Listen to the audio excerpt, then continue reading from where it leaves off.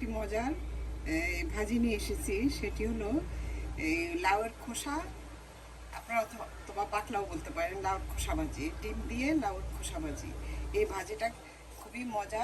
আপনারা একদিন না করে যদি না খান, তাহলে এটার মজাটা কিছুতেই বুঝতে পারবেন না।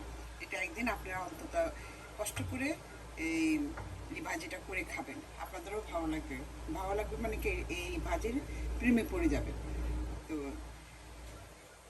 আসসালামু আলাইকুম, দিলুস কিচেন থেকে আজ আমি আপনাদের জন্য এই মজার ভাজিটা নিয়ে এসেছি। এটা হলো লাউয়ের খোসা ভাজি। এই খোসা ভাজিটা আমি কিভাবে করব, তাহলে আসুন একবার একটু দেখে নেওয়া যাক। তো তাহলে বিসমিল্লাহ করে আমরা এই লাউয়ের খোসা ভাজিটা আরম্ভ করতে পারি।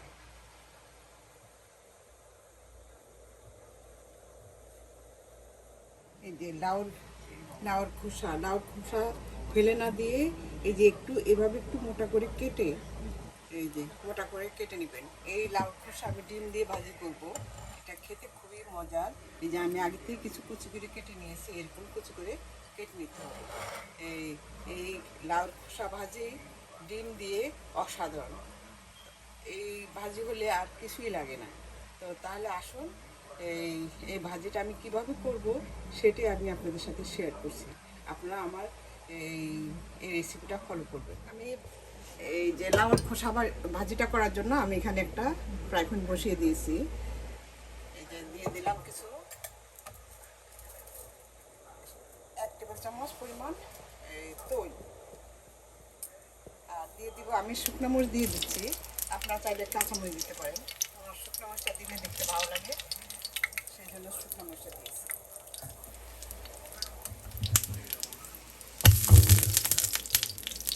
আর এখন দিয়ে দিচ্ছি কিছু পেঁয়াজ কুচি।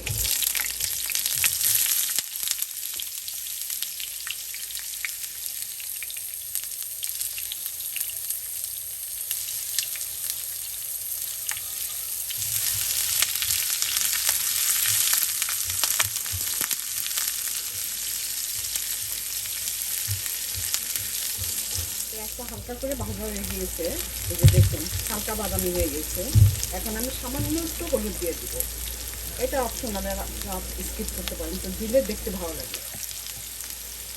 মানে আমি সামান্য একটু দিয়েছি, শুধু কালারটা একটু সুন্দর রাখার জন্য। এখন দিয়ে দিচ্ছি এই যে লাউয়ের খোসা।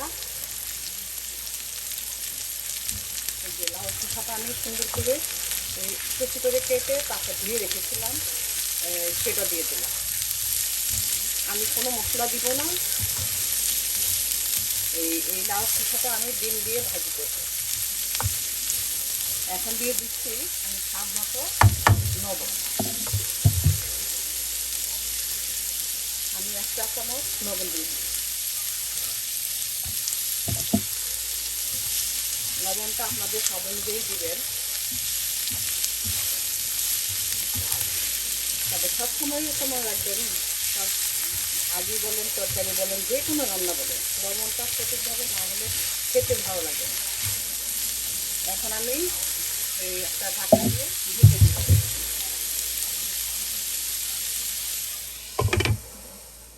এই যে আমার লাউর খোসাটাও প্রায় হয়ে গিয়েছে। এই লাউর খোসা ভাজি খেতে খুবই মজার। এটা আমার তো এই ভাজিটা করলে আর কিছুই লাগে না। আমি এই ভাজি দিয়ে পুরো সম্পূর্ণ ভাত আমি শেষ করতে পারি, আমার কাছে এতটাই ভালো লাগে। এখন আমি দিয়ে দিব একটা ডিম। কারণ আপনাদের মনে হচ্ছে যে তেলটা বেশি হয়ে গেছে, কিন্তু আসলে ডিম দেবো, সেই কারণে তেল বেশি দিয়েছি। এখন দিয়ে দিচ্ছি একটা ডিম। আমি আগে থেকে একটা ডিম ভেঙে রেখেছিলাম, সেটাই আমি দিয়ে দিলাম। ডিম না দিলেও ডিমটাও আপনারা স্কিপ করতে পারেন, তবে দিলে খেতে অনেক ভালো লাগে।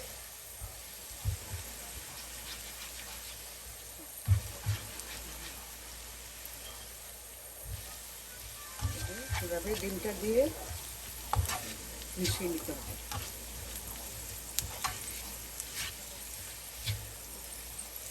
এখন আমি দিয়ে দিচ্ছি ধনিয়া পাতা।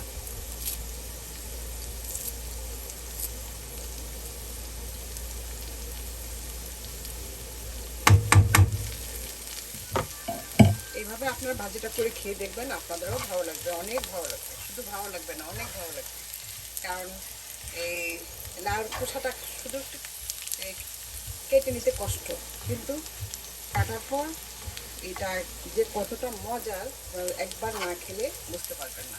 এইভাবে আপনারা এই আমার আসলে এই প্রচেষ্টা হলো যারা একদম রান্নাবান্না জানে না, এই নিউ কাপল, স্টুডেন্ট, ব্যাচেলার, হ্যাঁ ওদের জন্য। কারণ ওরা অনেক সময় এই ভালো রেসিপি পাওয়ার জন্য ওরা রান্নাটা ঠিকমতো করতে পারে না। তো ওরা ইচ্ছা করলে এই রান্নাটা আপনারা এই দেখে করে করে নিতে পারবেন, আপনাদের ভালো লাগবে। আর যদি এই রেসিপিটা ভালো লাগে আপনারা আমার এই রেসিপিটা ফলো করবেন, আর লাইক শেয়ার কমেন্ট করতে ভুলবেন না। এরকম মানে কিছু নতুন নতুন এরকম কিছু আইটেম নিয়ে আমি আপনাদের মাঝে দিলুস কিচেনের পক্ষ থেকে আপনাদের মাঝে আবার হাজির হব। তো ততক্ষণ পর্যন্ত আপনারা ভালো থাকবেন, সুস্থ থাকবেন। এই যে, আর আমার জন্য বেশি বেশি দোয়া করবেন। আর লবণ এটা কিন্তু আপনাদের রুচি অনুযায়ী। এই যে